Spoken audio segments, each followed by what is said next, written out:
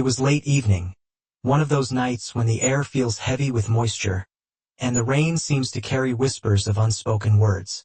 I remember the moment clearly because that was when I realized my life was about to change, and not in the way I had expected. Isabella left the house in her usual green dress, but something was different that evening.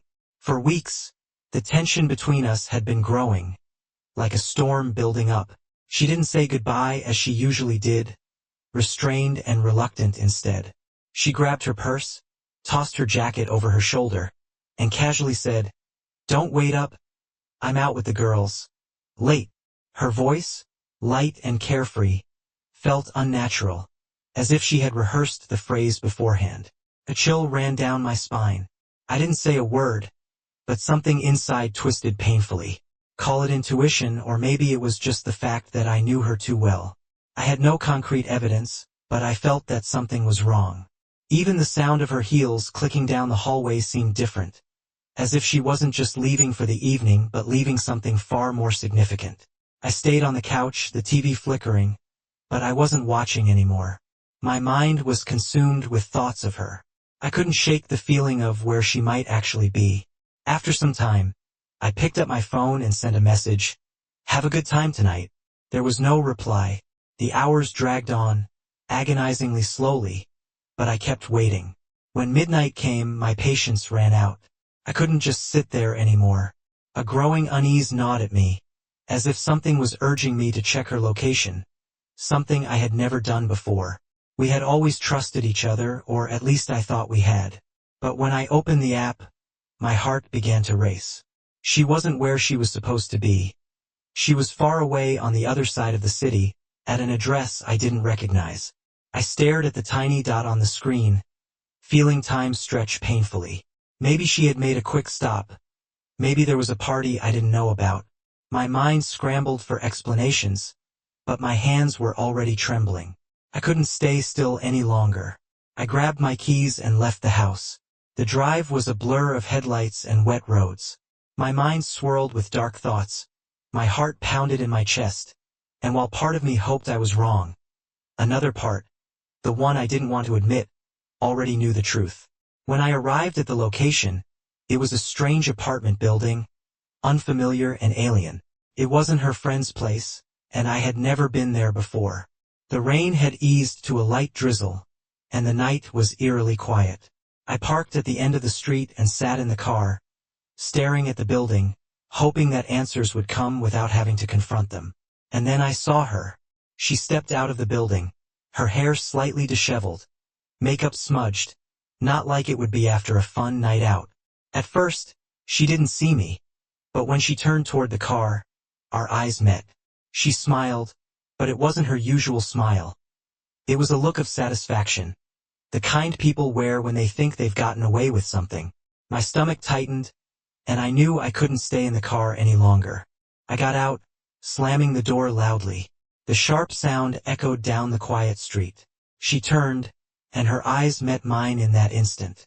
Her smile disappeared, replaced by something I had never seen before: fear.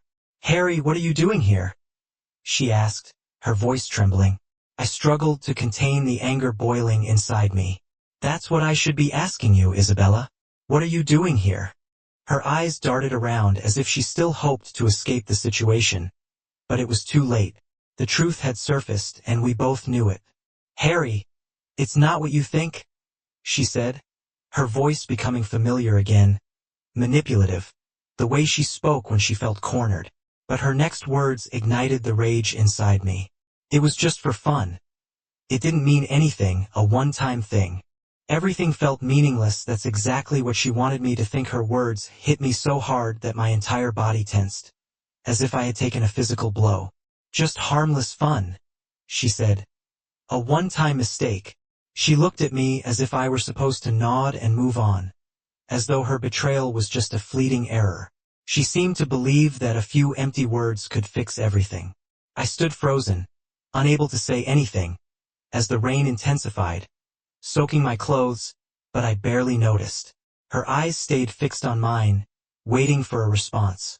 Perhaps she thought I would explode, scream, and drown in rage. but the only words I managed to say were ones I never thought I'd utter. "Do you really think a night with someone else means nothing?" She opened her mouth, likely to offer some excuse, but I raised my hand, stopping her. My voice was steady, though inside everything was collapsing. "When you return home, you'll find our marriage certificate torn to pieces," I added, in the same calm tone. Her eyes widened, but I didn't stay to hear what she had to say next. I turned and walked toward my car, leaving her standing there in the pouring rain. That night, sleep didn't come to me. The house felt colder than ever, and the emptiness I found myself in was tearing me apart from the inside. Everything was changing, and only I seemed to realize it. The drive home passed in a blur. I gripped the steering wheel so tightly that my knuckles turned white. Street lights flickered by, their glow blurring into streaks of light and shadow. Our conversation replayed in my mind over and over. Isabella's face.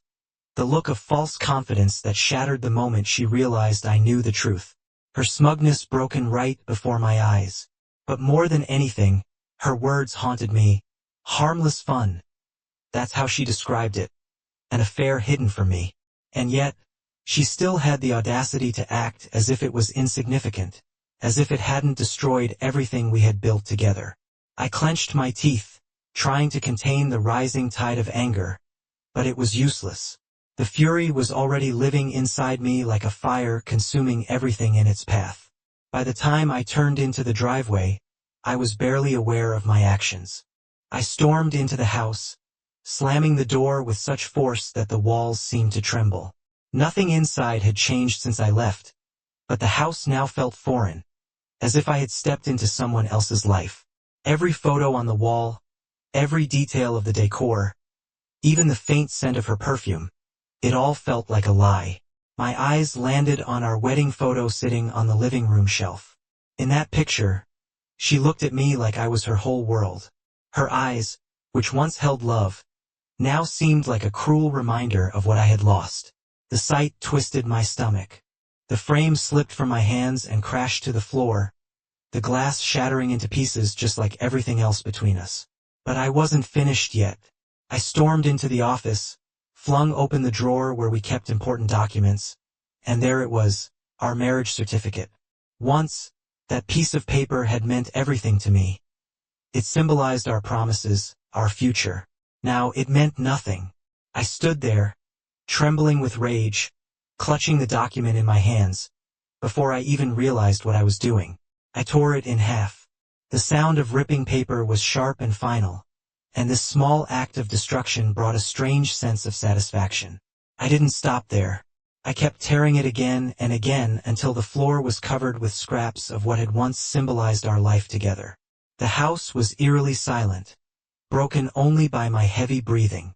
I stared at the torn pieces for what felt like an eternity, my thoughts racing yet completely empty. She didn't deserve that certificate.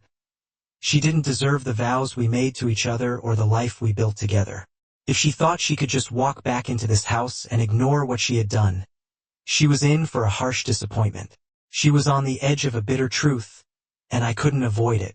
I paced nervously around the living room, my fingers anxiously running through my hair, as I tried to calm the storm of emotions inside me. No matter how hard I tried, I couldn't stop thinking about her. How long had it been going on? Was it just a temporary mistake? Or had she been hiding it for months? Maybe even longer? Every excuse, every business trip, every text she brushed off with just the girls now seemed suspicious, as if none of it had ever been innocent. After 2 a.m, I lost count of how many times I replayed the events of that evening. I kept hoping I'd wake up and realize it was just a nightmare. But it was real. And what made it worse, I wasn't sure I had the strength to face her again, at least not until I had more evidence. Her laptop was sitting open on the kitchen counter. She usually made sure to lock it, but that night, of all nights, she left it open. As if she no longer cared if I found out, or maybe she was so confident in her lies that she thought I wouldn't notice anything. I froze, my hands hovering over the keys. I had never invaded her privacy before, not once, but the woman I thought I knew had just destroyed everything we had. It wasn't hard to find what I was looking for. Too easy. Her email was open, and there was his name, Richard. The first few messages seemed harmless enough, even casual, but the more I scrolled, the more flirtatious they became, until they crossed a line into something much worse. Every word felt like a punch to the gut, and there were photos of them together, smiling in a way I hadn't seen her smile in years. One picture made me freeze. She was in the same green dress she had worn that evening, standing at a bar, leaning toward him as if he were everything to her. My hands shook as I slammed the laptop shut. My chest tightened with each ragged breath. It's one thing to suspect, it's entirely different to have undeniable proof. The weight of reality you can't turn away from. I sat there, staring at the closed laptop, when I heard the front door creak softly. Isabella was home. The click of her heels echoed in the silence. She had no idea what she was walking into. I didn't move. I waited. I waited for her to confront the destruction she had caused when she walked into the room and saw me. Her eyes widened. Not in guilt. Not in shame. No, she had the same look of confidence as always, as if she believed she could talk her way out of anything. She didn't even notice the torn remains of our marriage certificate scattered on the floor at first. Only when she stepped on one of the pieces did her gaze follow the paper. Her eyes finally met mine. I waited. I waited for her to say something, anything, to explain, to apologize, to beg for forgiveness. But she said nothing. Instead, she crossed her arms over her chest and, with the same cold, detached tone she always used, asked, "What's your problem, Harry?" My problem. Those words hit me, and I felt every ounce of self-control slipping away. Her indifference, her complete cynicism, it was like striking a match. Everything inside me ignited. My problem, I echoed, slowly rising from my seat. Anger choked me, but I forced myself to stay calm. For now. Do you really want to know, Isabella? Do you think we're just going to stand here and pretend nothing happened? She rolled her eyes, that dismissive gesture cutting deeper than any words. Her bag dropped to the floor with a thud. Harry, I'm tired. Can we talk about this tomorrow? I don't have the energy for this right now. I took a step forward, hearing the crunch of crumpled paper under my feet. Her gaze flicked to the floor, finally noticing the torn pieces of our marriage certificate scattered around for the first time. Her expression changed, not to fear, but to irritation. "What the hell did you do?" she asked, annoyance creeping into her voice. Her tone sharpened now, laced with irritation instead of anxiety. She stepped closer, casually kicking aside the torn piece of our marriage certificate as if it were just a minor obstacle in her path. "I've had enough, Isabella," I said, my voice firm though I was barely holding myself together. "I know everything. I saw the messages. I know about Richard. I know what happened tonight. I know it all." But her reaction wasn't what I expected. Instead of remorse, she sighed wearily, as if I had caught her in some petty lie. She acted as though I was exaggerating. "Harry, I've already told you it was a stupid mistake, just once. Are you really going to throw away our marriage over something so insignificant?" She laughed, but it wasn't the laughter I remembered from better times. This one was hollow, cold. "My God, you're so dramatic." I stood there, stunned, unable to comprehend her complete lack of regret. She wasn't even trying to take the situation seriously. My anger flared. My voice rose with the wave of fury that consumed me. "You think I'm being dramatic? You lied to me, Isabella. You cheated." She remained indifferent, shrugging as if I had accused her of something trivial, like forgetting to take out the trash, not of betraying our marriage. "What do you want me to say, Harry?" she asked calmly, as though this were something insignificant. "It's not like I planned this. It just happened. Things haven't been right between us for a long time, and you know that." I blinked, trying to process her logic. "Are you seriously trying to blame me for this?" "I'm not blaming anyone," she replied, her tone unnervingly even, sending a chill through me. "I'm just saying that if you had paid more attention to me, we wouldn't be in this situation." And then it hit me. She didn't feel guilty. She wasn't even sorry. She was trying to turn her betrayal into my fault, implying that her infidelity was somehow my mistake. If I had done more, If I had been more attentive, maybe she wouldn't have strayed. She looked me in the eye, hinting that I was responsible for her being with someone else. For a moment, a surge of anger flooded me. I wanted to scream, to unleash all the fury that had been building inside, to tell her exactly what I thought of her and her actions. But then something inside me shifted. The anger turned into something cold and sharp, like the edge of a knife. I realized I didn't need to yell. I didn't need to argue. It was over. "You're right, Isabella," I said, surprised by the calm in my voice. "I really didn't pay enough attention to you, not nearly enough, but now I'm fully awake." She looked at me, confusion flashing across her face. Her lips parted slightly, as though she didn't know what to expect next. "Harry, wait. You think a night with another man was harmless?" I interrupted, my voice firm and unyielding. "Fine, you had your fun, but you've lost me. You've lost this marriage. 15 years of marriage." Her eyes widened, and for the first time she seemed to realize that this conversation wasn't going the way she had hoped. "Harry, no, don't be like this. You're blowing this out of proportion." "Blowing it out of proportion?" I laughed bitterly. "It meant everything. Every lie you told. Every moment you made me doubt myself. Every time I felt like I was going crazy because I couldn't trust you. It all meant something." For the first time that evening, her flawless external confidence cracked. Her calm, composed demeanor faltered, and for a moment, I saw panic in her eyes. She moved toward me, extending her hands, but I instinctively stepped back. "Harry, wait. We can talk this through. I promise, it was a mistake." Her voice trembled as she pleaded. I stared at her, weighed down by the situation, which pressed on me from all sides. "You didn't mean to hurt me?" I repeated quietly. "Isabella, you cared so little that you didn't even consider the pain you were causing. The moment you went to him, you made your choice."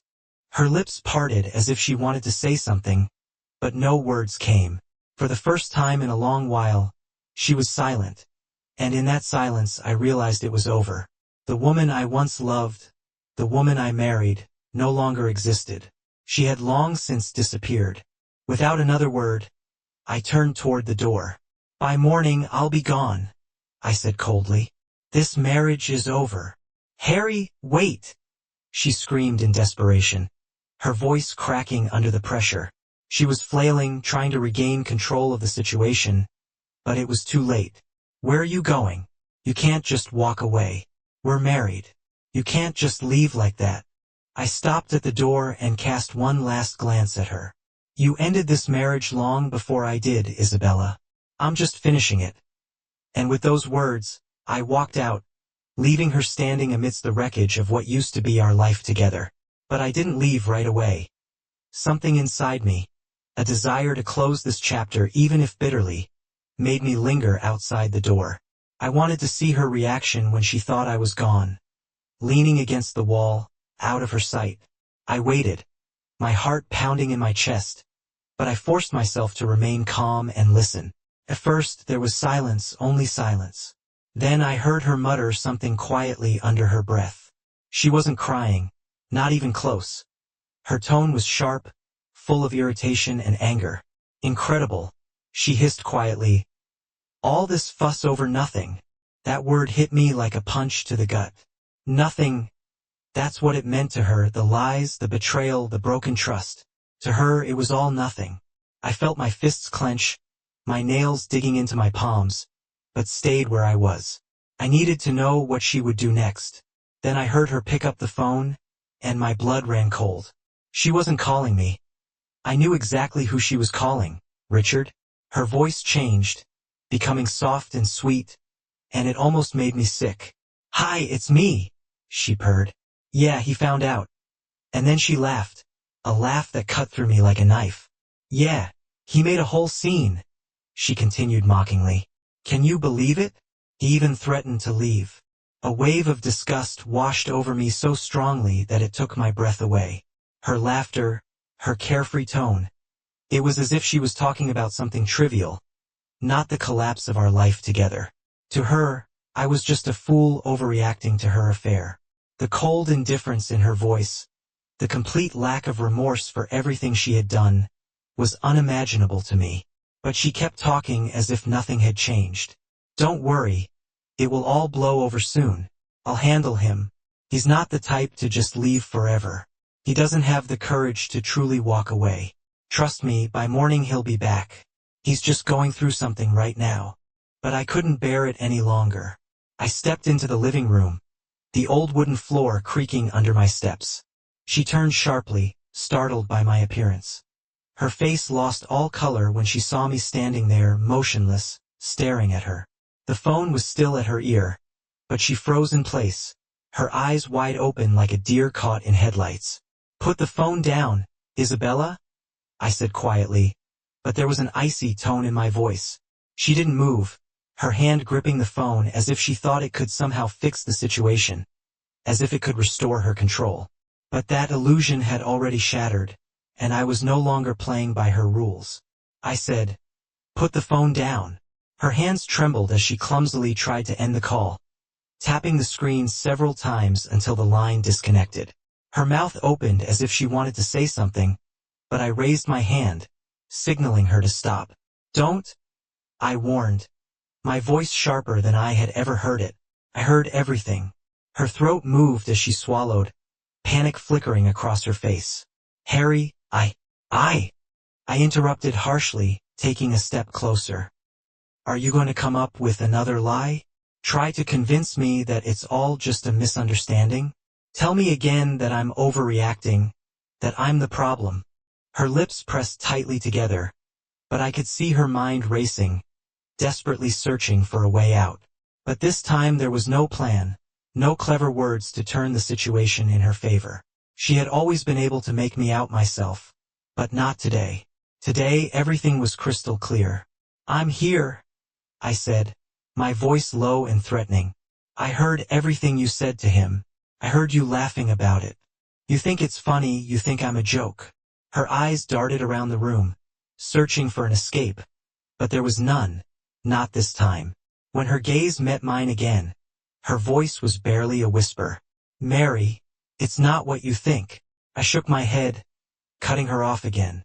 "It was exactly what I think. Don't insult me by pretending it's otherwise. You meant every word. Do you really believe I'm too weak to leave? That after all of this, I'll still come back to you?" For the first time, I saw real fear in her eyes, genuine, unavoidable fear. She realized that she had crossed a line from which there would be no return. "But I wasn't finished yet. You never planned to tell me the truth, did you?" There was no anger left in my voice.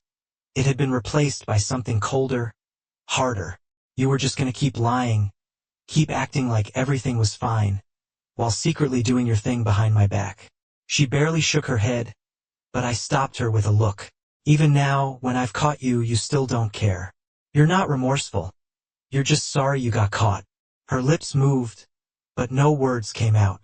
I watched as she wrestled with herself, trying to find a way to regain the control she thought she still had, but there was nothing left to say. Nothing she said could change the situation anymore. I had made my decision. "I'm leaving tonight," I declared, my voice calm despite the storm of thoughts swirling in my head. "But before I go, Isabella, I'm going to hurt you much more." Her eyes flickered for a moment. It was hard to tell whether it was fear, anger, or panic, but she stayed silent, simply standing there, waiting for my next words. I took a step forward, closing the distance between us. "I won't leave quietly, and I won't let you win. No, you'll have to face the consequences of everything you've done." Isabella stepped back slightly, her confidence shaken before me. "Harry, please, we can talk this through," she said, her voice trembling. But my smile was unfamiliar to her, cold and final. "There's nothing left to discuss, Isabella." With those words, I turned and walked out of the house, leaving her there, only just beginning to realize how far things had spiraled out of her control.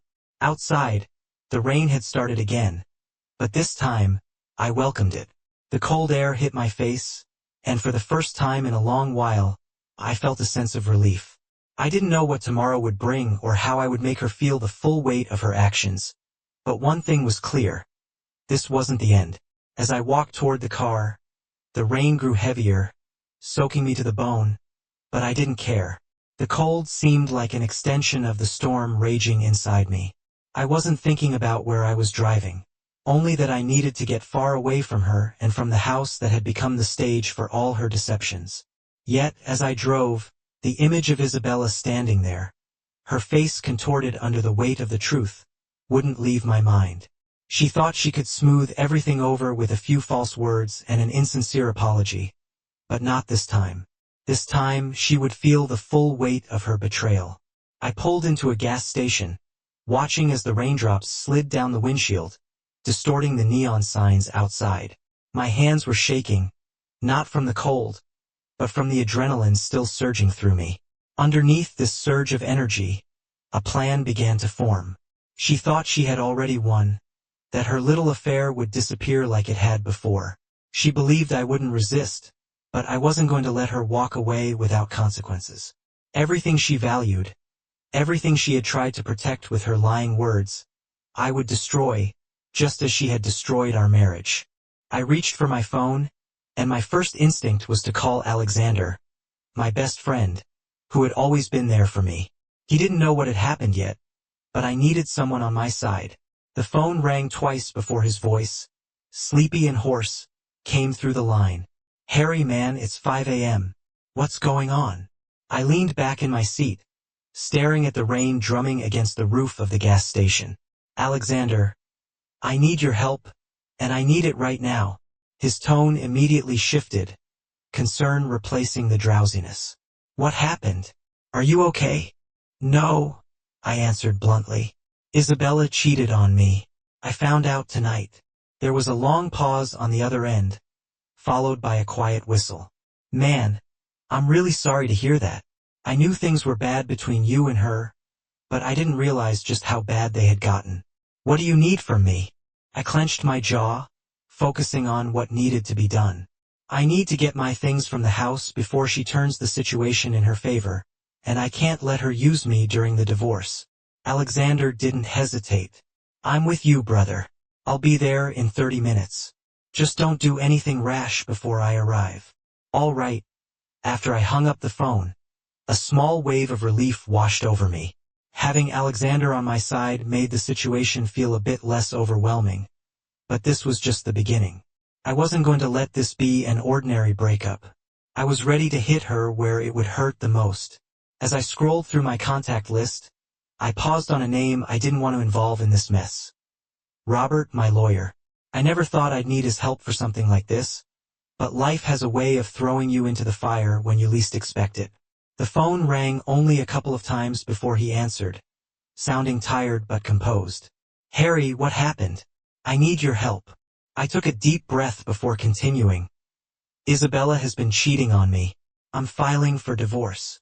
There was a brief pause on the other end of the line, but Robert's voice remained calm, almost unsurprised. "All right, the first thing you need to do is stay in the house. Don't leave. For good, if you do, she could accuse you of abandoning the family. Stay on the property until we sort everything out." I nodded silently, mentally preparing my legal strategy.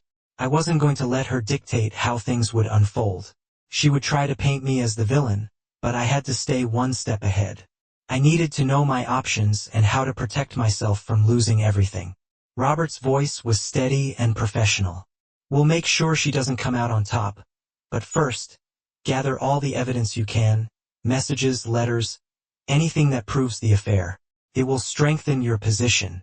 Courts take adultery seriously. Harry, you have a good chance of getting what's rightfully yours.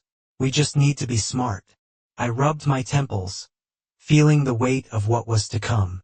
I hadn't fully grasped all the legal battles ahead, the courts, the endless paperwork, and the chaos that divorce brings. But I was ready. "I'll do whatever it takes," I said firmly after finishing the call. I sat in silence for a moment in the car, watching my breath fog up the window. The rain was still pouring, but instead of pressing down on me, it felt like it was washing away some of the confusion and anger I felt. I felt a clarity I hadn't had in weeks. I knew what steps I had to take as I drove back to the house. My mind raced. If Isabella thought she could manipulate me, she was in for an unpleasant surprise. She may have lied to my face for months, but that game was over. From now on, every move I made would be calculated. I would outplay her in ways she wouldn't expect. When I pulled up to the house, it was dark inside. She was already asleep, pretending that nothing had changed. A wave of disgust hit me, seeing how easily she could switch off her emotions. But it didn't matter anymore. By morning, everything would be different. Quietly, I slipped into the house, careful not to wake her. There was no point in arguing anymore. It was useless. I grabbed a few necessary things and headed to the guest room at the other end of the house. When the door clicked shut behind me, it felt like a final separation, as if I had physically cut myself off from her. The guest room was cold and unfamiliar, as though it didn't belong in this house. But that didn't matter. It was only temporary. I was merely preparing the ground before sleep could take hold of me. I reached for my phone one last time, opening Isabella's messages, the ones she exchanged with Richard. The tone of their conversations, their shared laughter, it was all before me, full of things she hadn't offered me in a long time. I had saved everything, every compromising conversation, every painful word. I wasn't going to let her walk away without consequences. As I leaned back, the weight of the night pressed on me, but strangely, a sense of calm washed over me. The storm hadn't passed yet, but I was no longer a toy in her hands. Now I was in control, and Isabella had no idea what awaited her tomorrow. Everything would be different this time. I'd be ready. The soft tapping of rain on the windows woke me up. The guest room felt foreign, cold, and distant. But there was something comforting about this separation from Isabella. Sleep was out of reach, but adrenaline kept me afloat. Staring at the ceiling, I felt the full weight of the situation once again, but this time I didn't feel overwhelmed. My mind was clear, my focus sharp. From the other side of the house, faint sounds of Isabella moving around reached me soon enough. She would come looking for me. I had already decided to stay calm. I wouldn't let her emotions dictate our conversation.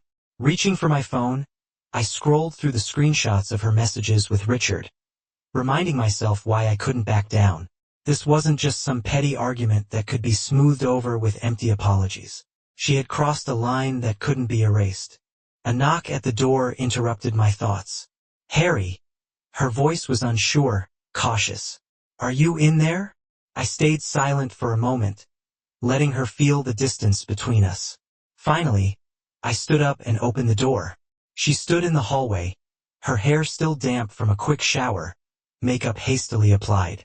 It seemed like she was trying to put everything back together, as if fixing her appearance could erase what had happened.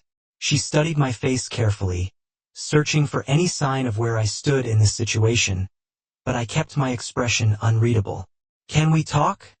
she asked softly, almost pleadingly. It was a tone I hadn't heard from her in a long time. Isabella had always been in control, sharp, sometimes cold, but now she was unsure and it showed. I didn't move from the doorway. "Talk?" She nervously fidgeted with the hem of her t-shirt, lowering her gaze before looking me in the eyes again. "Harry, I'm sorry about last night. I didn't mean for things to go that far. I was upset and I said things I shouldn't have." I raised an eyebrow, waiting for her to continue, but she said nothing more. She was hoping for sympathy, hoping I'd let it go.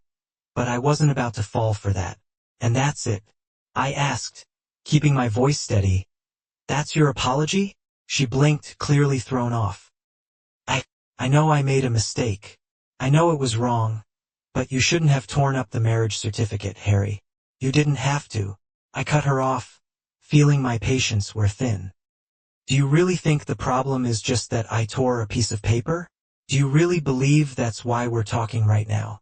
She bit her lip, her composure starting to slip as irritation surfaced.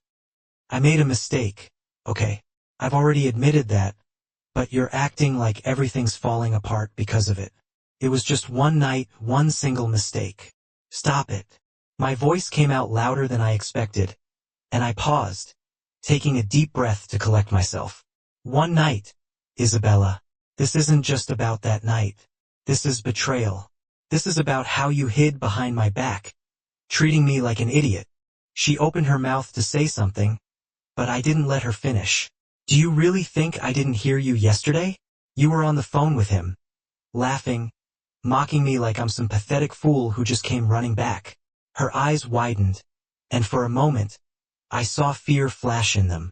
She hadn't expected me to know. She thought she could, as always, twist reality. She started, but I raised my hand, stopping her. No more excuses, Isabella. I'm done. You've been lying to me for months, maybe even longer, pretending everything was fine while you were with him. I shook my head, my tone hardening. And now you're standing here telling me I'm overreacting, acting like it doesn't matter. She stepped closer, her voice trembling now. Harry, please. I didn't mean to hurt you. I wasn't thinking clearly. It just happened, but we can get through this. We can go to therapy, we can talk. I laughed bitterly. Therapy? You think therapy can fix what you did? This isn't something you can just talk about, Isabella. You made a choice. Her desperation became more visible. The mask she'd been wearing was slipping, and her control over the situation was crumbling. Please, Harry. I know I messed up, but we've been together for so long. Don't throw it all away because of this. I stepped closer, lowering my voice so she could feel the full weight of my words. You threw it all away the moment you chose him over us. For the first time. She had no response. Tears filled her eyes, and she looked away, no longer able to meet my gaze. The gravity of the moment hung between us, and the finality of what was happening became painfully clear. I could have walked away right then. I could have turned around and left her to drown in her regret. But there was one more thing she needed to hear from me. I'm not leaving just like that, Isabella, I said quietly, my voice calm and firm. I'm going to make sure you feel all the consequences of this. You won't walk away from this unscathed. She snapped her head up, panic flashing across her face. What do you mean? She stammered. I've already spoken to my lawyer. It's happening. Her expression shifted from shock to pure fear. Your lawyer, Harry? No, don't go that far. We can still fix this. Please give me one last chance. I shook my head, my decision final. You had plenty of chances, more than enough, but you chose to betray me. I'm not giving you any more. She reached out to touch my hand, but I stepped back, and her hand dropped helplessly to her side. Let's not make something complicated that's already hard. Her voice trembled, barely audible. We can sort this out ourselves, without lawyers, without destroying everything completely. I finally looked at her, truly looked. It had been so long since I really saw her. The woman standing before me seemed like a stranger. Maybe she had always been this way, and as painful as it was to admit, I no longer felt anything. The love that once burned bright had slowly faded, leaving nothing but emptiness. It's already broken, I said, my voice cold and detached. And that's your fault, Isabella, not mine. I turned and walked away, leaving her standing in the doorway. Her tears had finally begun to fall, but I didn't stop. I couldn't. There was nothing left to save, nothing that could be fixed. It was the end of something that had been in ruins for a long time. Outside, the storm had calmed, but the thick, humid air clung to me like the remnants of everything we had been through. I stood for a moment, letting the quiet of the night settle around me, feeling the weight begin to lift from my shoulders. I wasn't free yet, but I was close. As I drove away, my phone buzzed, a message from Alexander. I'm here, ready when you are. For the first time in what felt like forever, I allowed myself to smile. A real, tangible relief washed over me. The reckoning had begun when I pulled up to the house again. Alexander was already there, leaning against his car, arms crossed. His face was serious. The usual humor in his eyes was gone. He understood how grave the situation was. He gave me a short nod as I got out of the car. No extra words were needed. My expression said it all. How bad is it? He asked quietly, his voice low as if not to disturb the fragile calm in the air. Worse than I thought, I said, leaning against my car. I exhaled slowly, trying to gather my thoughts. She's been with someone else. I don't even know how long. I found out yesterday, caught her coming back from his place. Alexander shook his head. His face darkened with disbelief. Man, I'm sorry, that must have been tough. What now? He asked, his voice steady. The cold, sharp clarity I had held on to all night returned. She's not walking away from this without consequences. I've already talked to Robert, filing for divorce. But I'm staying in the house. She's going to try to make this messy, and I'm not giving her a chance to twist the story. Alexander nodded, his gaze hardening. Good. Don't give her the slightest chance to turn this against you. I straightened up, feeling the surge of adrenaline come back. I need to grab my things and move to the guest room for now. I can't be near her, but I won't let her claim I abandoned her. Alexander stood up as well, ready to help. I'm with you. Let's get it done. We entered the house, and as soon as the door closed behind us, the air filled with tension. Isabella was nowhere to be seen, but I could feel her presence somewhere in the house, like a shadow waiting, watching. Let's make this quick, I whispered to Alexander. We headed straight to the bedroom, the same one I had shared with Isabella for 15 years. Now, it felt foreign, like enemy territory. I pulled a duffel bag from the closet and started tossing my clothes into it. Alexander lingered in the doorway, his eyes scanning the room as if he expected her to appear at any moment. The tension between us felt absurd, but this was our reality now. The woman I had once trusted with all my heart had become someone I now needed to outwit. As I packed, my eyes wandered around the room. The space was filled with memories, photos, souvenirs from our travels, but now they felt lifeless, like artifacts from a life that no longer existed. Are you leaving this? Alexander asked, pointing to a framed photo from our honeymoon. We were smiling in it, full of hope. I could barely look at it and shook my head no. She can have it. It didn't mean anything to me anymore. As we were almost done packing, the door creaked quietly. Isabella stood in the doorway, her face pale, her eyes red from crying, but her expression still burned with defiance. The way she looked at me, as if I were the one destroying everything, only fueled my anger. Are you really going to do this? Her voice trembled but was full of accusation. You're just going to walk away from everything we built together. I zipped the bag shut with a sharp motion, avoiding her gaze. I'm not walking away, I replied. I'm just making sure I don't get dragged down with you. Her eyes flashed with anger. All this because of one mistake? You're really going to destroy our marriage over one stupid night. I spun around to face her, my voice cutting. One night? Isabella, it wasn't just one night. You've been lying to me for God knows how long. And then to laugh about it with him like it's some kind of joke. Don't stand there and act like I'm the one destroying everything. Alexander shifted as if he wanted to step in, but I waved him off. This was between her and me. She crossed her arms, her lips trembling. Harry, I told you it meant nothing, she said softly. Now I love you, not him. Can't we fix this? I looked at her, the woman I once thought I'd grow old with, and all I felt was cold, detached rage. Her apologies, her declarations of love, felt hollow now. She was playing the same role she always did, the remorseful wife, trying to win me back with the same empty promises. But I wasn't buying it anymore. No, Isabella, we can't fix this, I said, my voice firm and resolute. You can't fix this. I'm filing for divorce. It's over. Her face twisted, and for a moment, I thought she was about to break down. But almost immediately, her expression shifted into that cold, calculating mask she always wore. Her defenses were back up. Fine, she said, her voice steady and distant.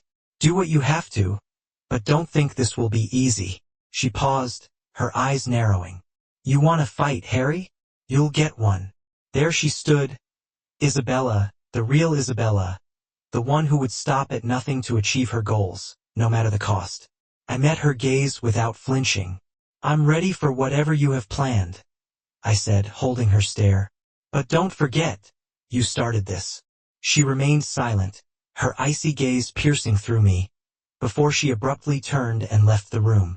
The sound of her footsteps echoed down the hallway, gradually fading until there was complete silence.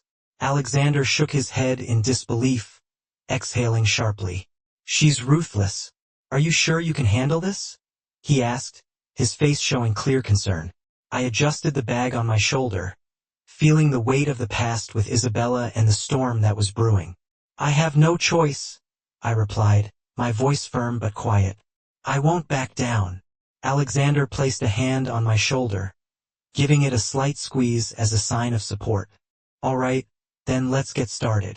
Together, we moved my belongings into the guest room, setting up a temporary refuge as the divorce battle raged on. The house had become a war zone. Every room seemed charged, as though any sound, any movement, could spark a new conflict. But I wasn't going anywhere, not until I got what was rightfully mine. When we were done, Alexander gave me a final nod of approval and left me alone in the house to face Isabella head-on. I stood in the guest room for a while, staring at the walls, thinking about what lay ahead. This was only the beginning. It was clear that Isabella wasn't going to surrender without a fight, but neither was I. As I sat on the unfamiliar bed, a strange sense of calm washed over me. For too long, I had lived in the shadow of uncertainty, drowning in her lies, but now, for the first time, everything was clear. The battle had begun, and I was determined to win, whatever Isabella threw at me. I was ready. The next few days felt like living in the eye of a storm. The atmosphere in the house was oppressive. Tension hung in the air, ready to explode at any moment. I stayed in the guest room, avoiding her whenever I could. We moved around the house like strangers, barely acknowledging each other, passing by in silence. Every room was laden with 1,000 unsaid words, broken promises, but the real battle was happening behind closed doors. I met with Robert, my lawyer, again, and we meticulously worked on our plan. I wasn't leaving this marriage empty-handed. I was determined to keep the house, protect my financial security, and hold on to everything I had built. Isabella wanted war. Well, she would get it.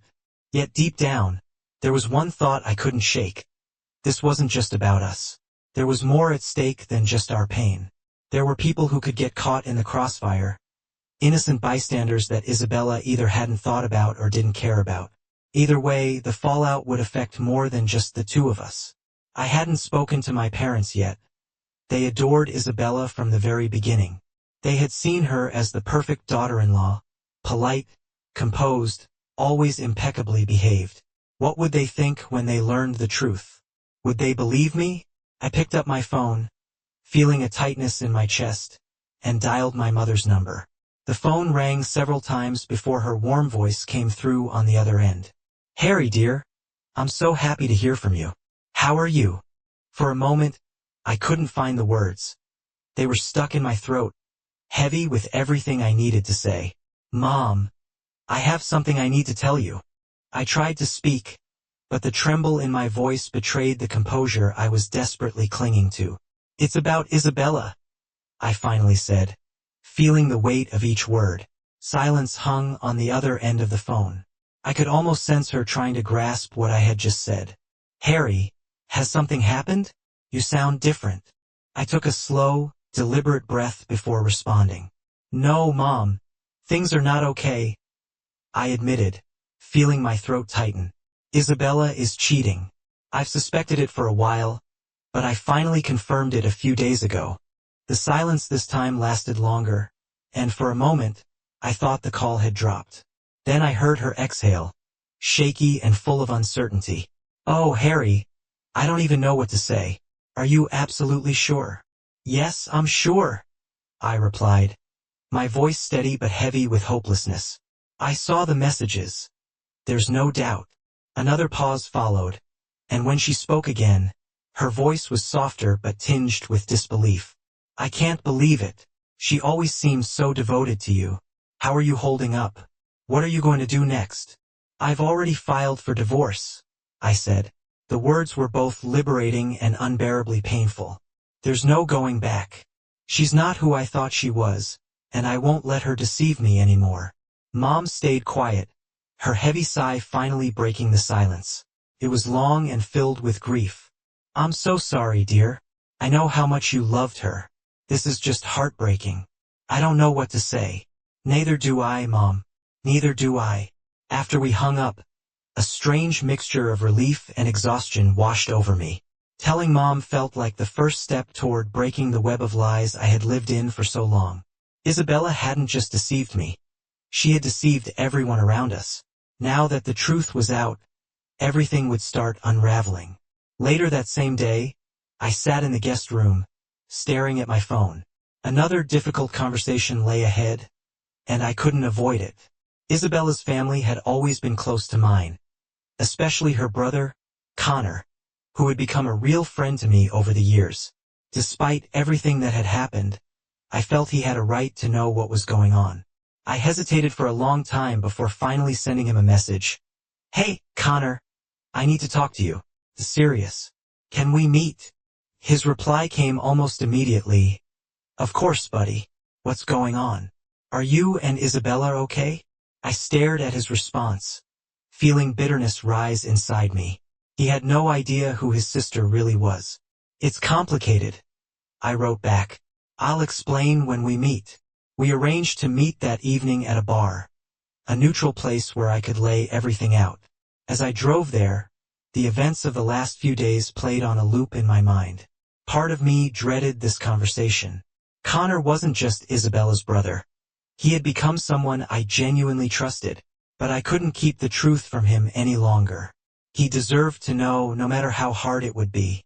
When I walked into the bar, I spotted Connor immediately. He was already seated at a table, a beer in front of him. He waved at me, his usual easy smile lighting up his face. But as soon as I sat down, his expression changed. The smile disappeared, replaced by concern. Harry, what's going on? You look like you've been through hell, I muttered, trying to find the right words. The tension in my throat grew tighter, making it harder to speak as the weight of my confession intensified. Connor, I don't know how to say this without causing pain, I began, hesitating for a moment before forcing myself to say the words. So, I'll just be direct. Taking a deep breath, I gathered my courage and continued. Isabella has been cheating on me, and it's been going on for some time. The shock in his eyes was instant.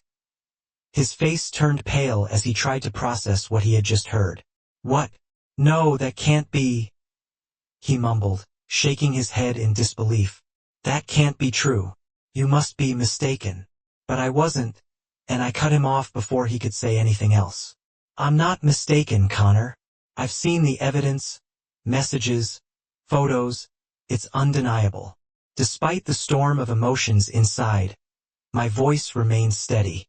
Connor blinked as if trying to escape from a nightmare, clearly struggling to grasp the gravity of what I had just revealed. I don't even know what to say, he whispered, barely audible. I never saw this coming. Isabella is my sister, and she's always seemed so devoted to you. Is there any way this can be fixed? His question hung in the air, but I had already made up my mind. I met his gaze firmly. No, it can't be fixed. I've already filed for divorce. It's over. Connor leaned back, running his hands through his hair in obvious frustration. His voice dropped to a whisper. Damn. I'm so sorry, brother. I can't even imagine what you're going through right now. It's tearing me apart, I admitted, and the pain in my voice was clear. But there's no going back. I just wanted you to hear it from me before the rumors start spreading.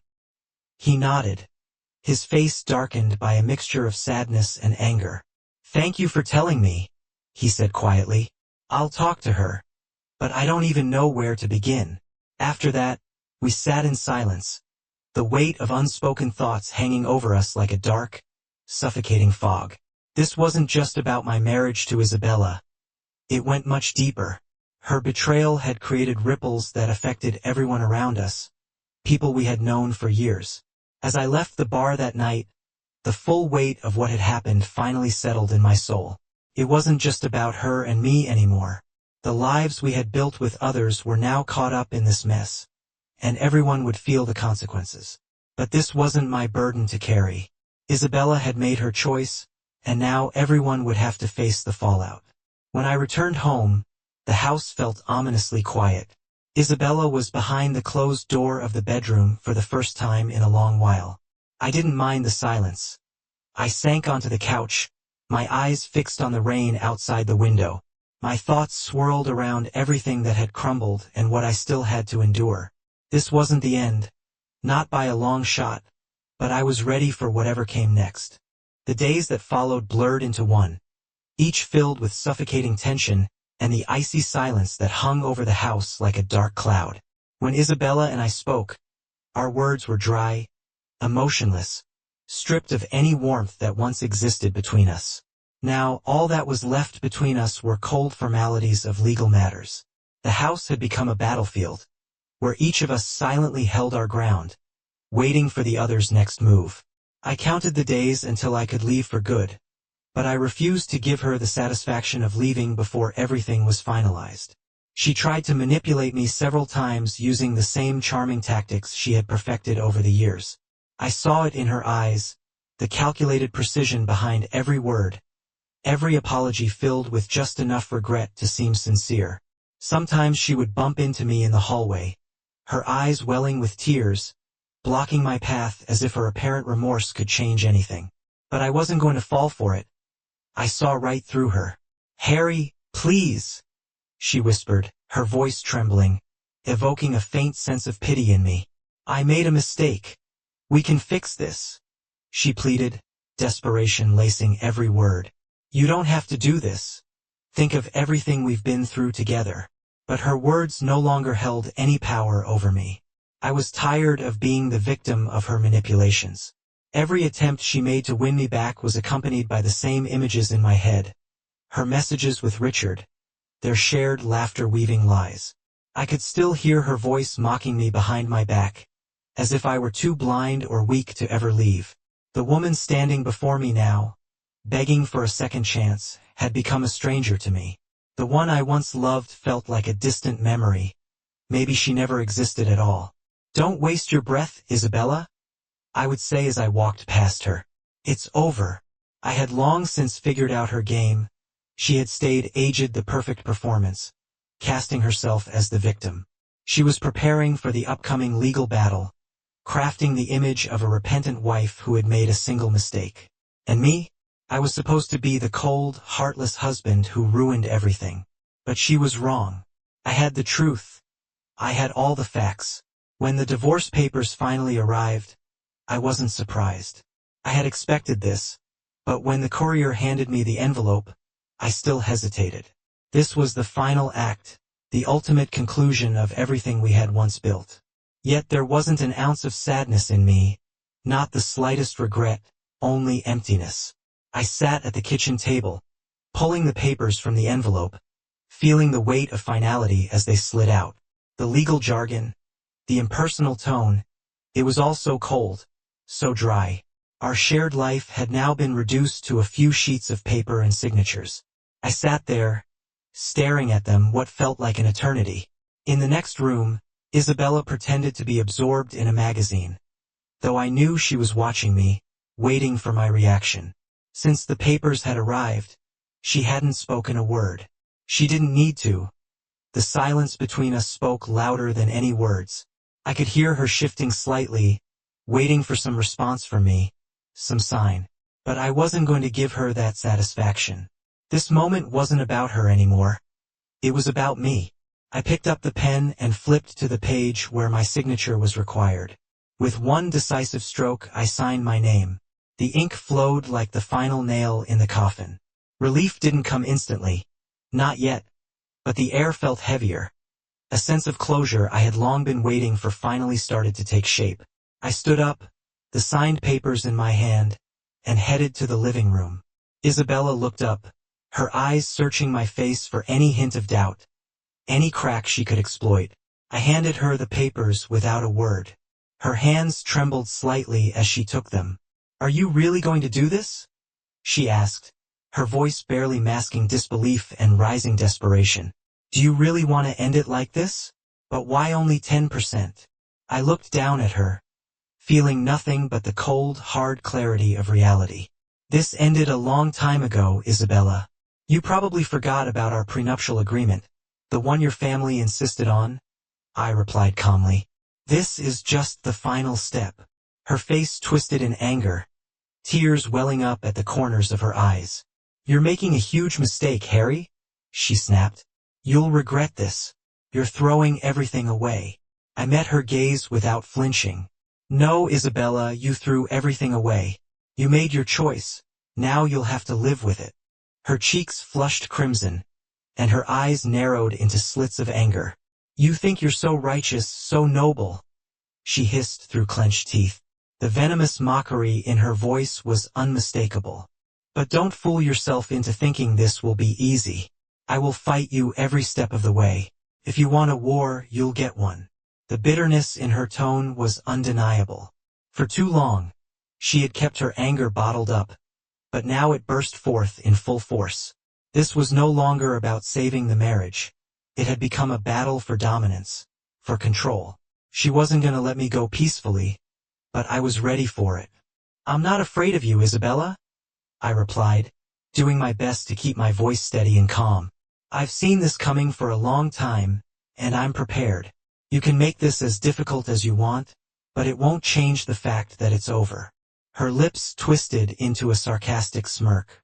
We'll see, she spat in a cold voice, turning sharply and clutching the divorce papers in her hands like a weapon. She stormed out of the room without so much as a backward glance.